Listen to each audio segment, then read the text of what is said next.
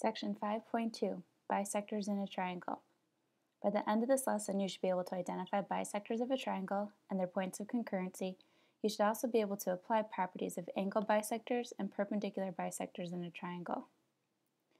To begin, we need to first talk about what concurrent lines are.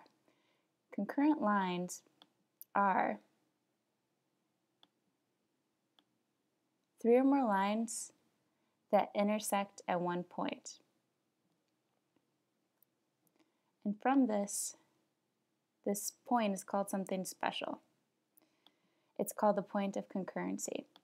For each of the different types of lines that we're going to be talking about inside a triangle, they're each going to have a point of concurrency that you'll need to make sure that you understand what they do and the name of it.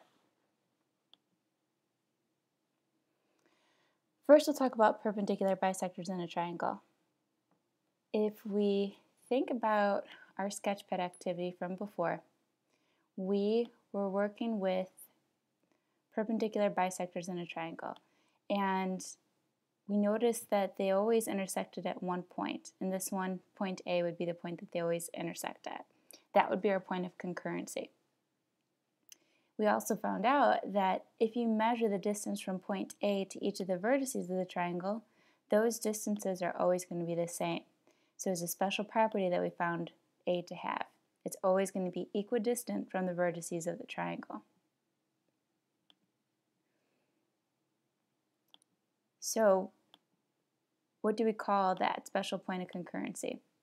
The special point of concurrency, we can say, is going to be the circumcenter of triangle ABC. Whenever you have perpendicular bisectors of a triangle, the point that they meet at is called the circumcenter.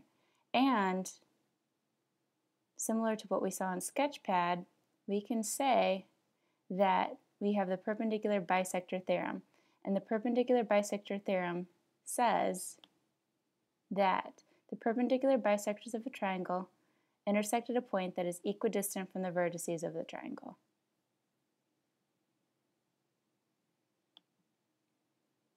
We also talked about angle bisectors in a triangle.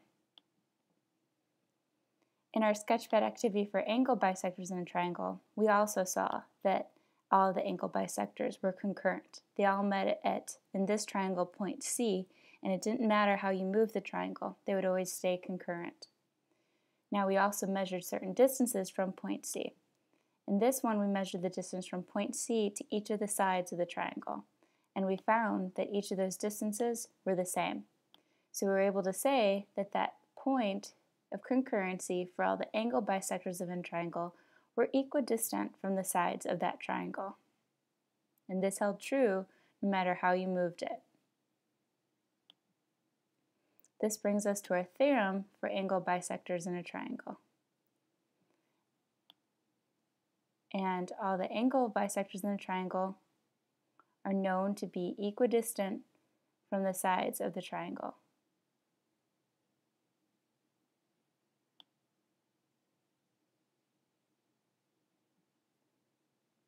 We also know that that special point, that all the lines are concurrent, the point of concurrency for angle bisectors are going to be called the incenter of a triangle.